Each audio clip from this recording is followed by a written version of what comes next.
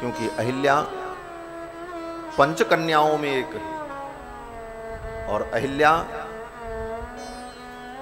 सृष्टि की ऐसी विलक्षण नारी है जिसका सवेरे सवेरे नाम ले लेने से व्यक्ति पवित्र हो जाता, उसके पाप नष्ट हो जाते। पंचकन्या स्मरेन नित्यम, इन 5 कन्याओं का प्रातः काल स्मरण करे। कुंती मंदोदरी तारा, कुंती मंदोदरी तारा, अहिल्या द्रौपदी तथा अहिल्या और द्रौपदी, ये 5 कन्याएं ऐसी हैं, इनका नित्य जो प्रातः काल स्मरण करे वो व्यक्ति पाप से मुक्त हो जाता है। जिसके स्मरण से लोग पाप से मुक्त हो जाएं उसको हम पापी कैसे कह सकते हैं? अहिल्या का स्मरण करने से व्यक्ति पवित्र हो जाता है। लेकिन ये भगवान की लीला है। इस लीला के माध्यम से भगवान अपनी करुणा को प्रकट करते हैं और कोई कितना भी पवित्र और श्रेष्ठ हो, अगर वह विपरीत आचरण करता है तो वह दंड का भागी है। यह इस कथा से सिद्ध होता है। अहिल्या परम पवित्र स्वतः है, लेकिन इस रूप में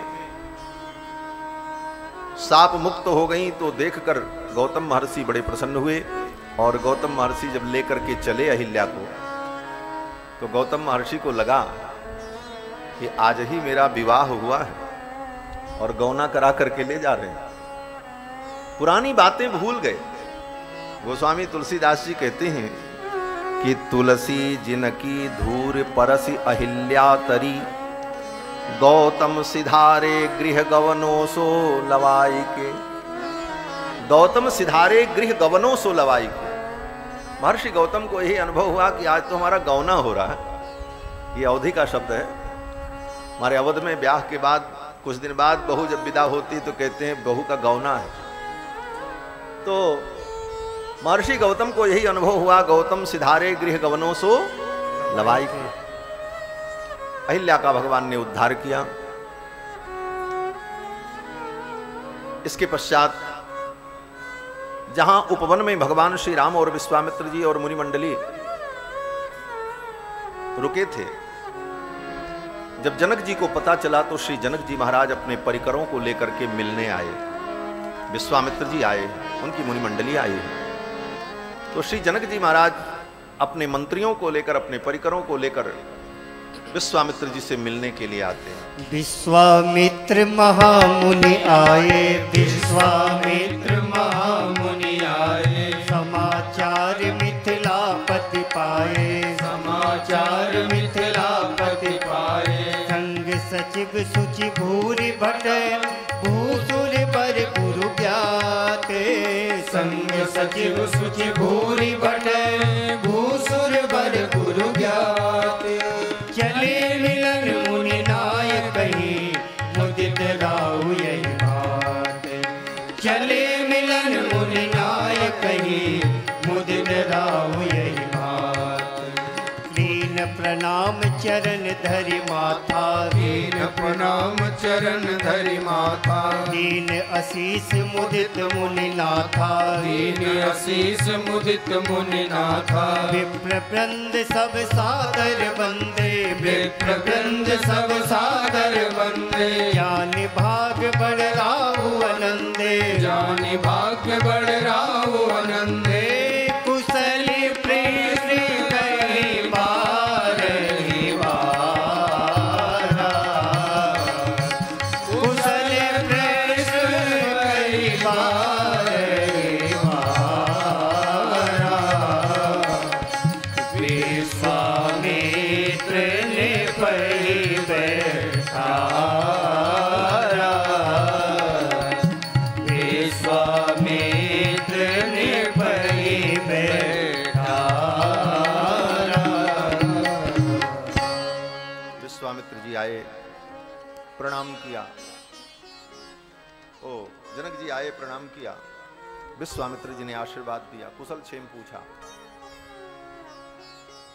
और फिर जनक जी महाराज विराजमान हुए, बैठे।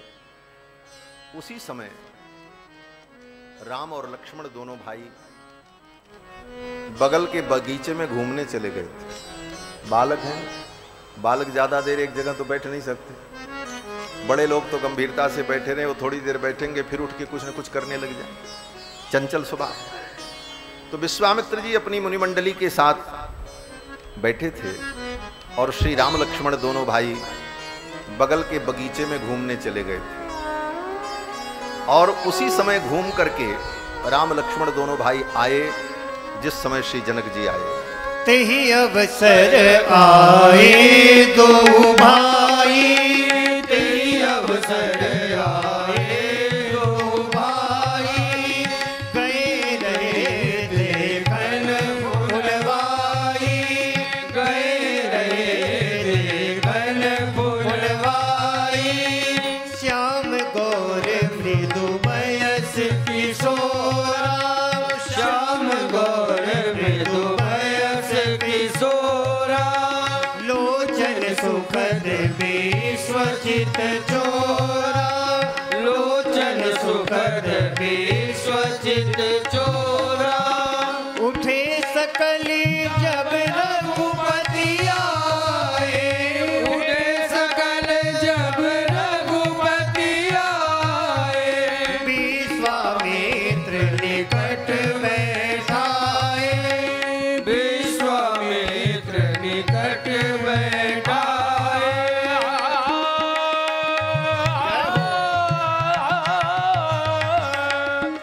विश्वामित्र निकट बैठाए, तेहि अवसर आए दो भाई, तेहि अवसर आए दो भाई, तेहि अवसर आए दो भाई। उसी समय भगवान श्री राम और कुमार लक्ष्मण आए। विश्वामित्र जी ने उनको अपने पास बैठा। अब जितने वहां लोग थे वो आश्चर्यचकित हो गए, ये बालक और विश्वामित्र जी इनको अपने पास बैठा रहे हैं, क्या बात, कोई विशेषता होगी, ये कौन हो सकते हैं। इस चौपाई की पंक्ति को पढ़ करके मुझे अपने बाल्यावस्था की वो घटनाएं याद आती हैं कि हमारे पूज्य स्वामी जी महाराज अनंत श्री विभूषित श्री अयोध्यानाथ मंदिर के पूज्य स्वामी जी महाराज, जो सदा सखा भाव में ही रहते थे, कितने भी लोग उनके पास बैठे हों, बड़े बड़े लोग बैठे रहते थे, बड़े बड़े संत महात्मा, और जैसे हम पहुंचे तो स्वामी जी महाराज बुला करके अपनी गोद में ही बैठा, ऐसी करुणा उनकी। क्या कितने लोग बैठे, सभा लगी। विश्वामित्र जी महाराज भी आज राम जी को अपने सन्निकट जब बैठा रहे हैं, सबको बड़ा आश्चर्य हुआ। अब तो सब लोग सारी बात भूल गए और भगवान श्री राम और कुमार लक्ष्मण को ही देखने लगे। क्या बात, विश्वामित्र जी इतने बड़े तपस्वी महान ऋषि और इन दो कुमारों को इतना आदर और इतना स्नेह दे रहे। जनक जी महाराज ने राम जी की ओर देखा और फिर पूछा विश्वामित्र जी से कि इमौ कुमारौ भद्रम ते देवतुल्य पराक्रमौ, इमौ कुमारौ भद्रम ते देवतुल्य पराक्रमौ। हे मुनिवर, ये दोनों कुमार जो देवता के समान पराक्रमी दिख रहे हैं, गजतुल्य गति वीरौ। ये श्रीमद् वाल्मीकि रामायण में जब भी भगवान का वर्णन आता है ना, तो चाहे जो हो, चाहे दशरथ जी हो, चाहे विश्वामित्र जी हो, चाहे जनक जी हो, चाहे कोई ऋषि मुनि महात्मा हो, यहां तक कि कोई राक्षस भी क्यों न हो, अगर राम जी के विषय में कुछ कहता है तो निश्चित रूप से भगवान श्री राम के गुणों का वो चिंतन करता है। यही राम जी का वैशिष्ट्य है। जहां कहीं राम जी का वर्णन करेंगे तो भगवान श्री राम के दिव्य गुणों का चिंतन करते हुए राम जी का वर्णन। वो शूर्पणखा भी, शूर्पणखा की नाक कट गई, नाक कटने के बाद भी वो भगवान के गुण का ही वर्णन करती। किसी की कोई नाक काट ले, कोई सुंदर स्त्री हो और कोई पुरुष उसका नाक काट ले, उसका कान काट ले, तो कितना भी सुंदर पुरुष क्यों न हो, वो स्त्री उस पुरुष के विषय में क्या कहेगी? यही कहेगी कि उस लुच्चे ने, लफंगे ने, दुष्ट ने ऐसा किया। उसके लिए अच्छे शब्दों का प्रयोग नहीं करेगी। लेकिन नाक कट जाने के बाद, कान कट जाने के बाद भी शूर्पणखा यही कहती है। खरदूषण ने पूछा, बहन तेरा नाक कान किसने काटा? तो शूर्पणखा जब वर्णन करती है तो कहती है कि तरुणौ रूप संपन्नौ सुकुमारौ महाबलौ। जिसने मेरे नाक कान को काटा है वो तरुण है, जवान है, बूढ़े और अधेड़ नहीं है, बड़े सुंदर है। उनकी तरुणाई, ठाकुर की तरुणाई उसकी आंखों में बसी। तरुणौ रूप संपन्नौ, और बड़े रूप संपन्न है, रूप लक्ष्मी के निधान है। तरुणौ रूप संपन्नौ, और यहीं पर नहीं रुकी शूर्पणखा। तरुणौ रूप संपन्नौ सुकुमारौ, और वो बड़े सुकुमार है। बोले अभी तो भगवान को छू करके भी नहीं देखा, वो भगवान की सुकुमारता का कैसे अनुभव कर रहे? बोले भगवान का अंग ऐसा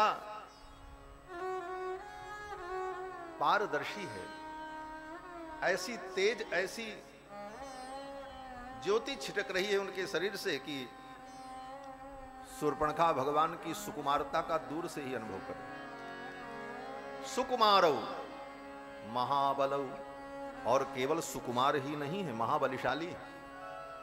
ये दोनों परस्पर विरोधी गुण हैं। जो सुकुमार होता है वो बलिशाली नहीं हो सकता, जो अत्यंत सुकुमार होता है वो बलिशाली नहीं हो सकता, और जो बलिशाली होगा वो सुकुमार नहीं हो सकता। कहते महाराज बड़े सुकुमार हैं, इतनी दूर भी पैदल नहीं चल सकते, बड़े सुकुमार हैं। और राम जी सुकुमार भी हैं और पैदल भी चल रहे हैं।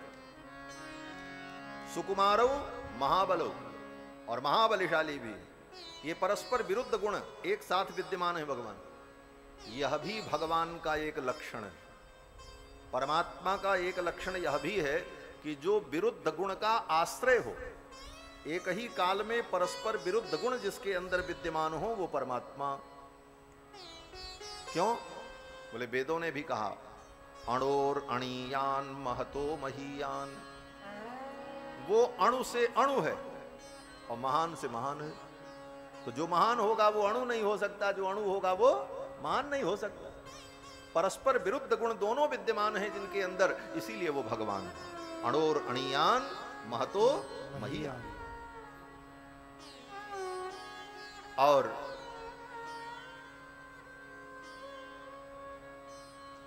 परस्पर ये विरुद्ध गुण, भगवान अज्ञ भी है, भगवान सर्वज्ञ भी है। हाँ, ये दोनों नाम भगवान का विष्णु सहस्त्र नाम है।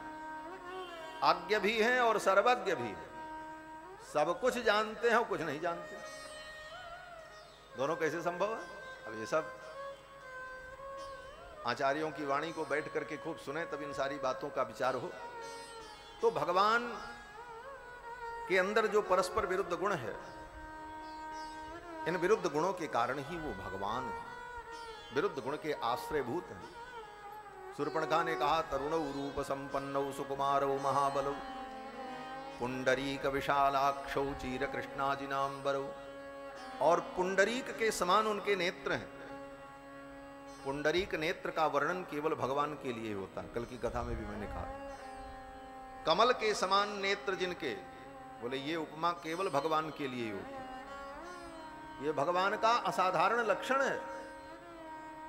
भगवान का नाम ही पुंडरीकाक्ष है, पुंडरीकाक्ष पुनातु। इसलिए शूर्पणखा कहती है, पुंडरीक विशालाक्षौ चीर कृष्णाजिनांबरौ।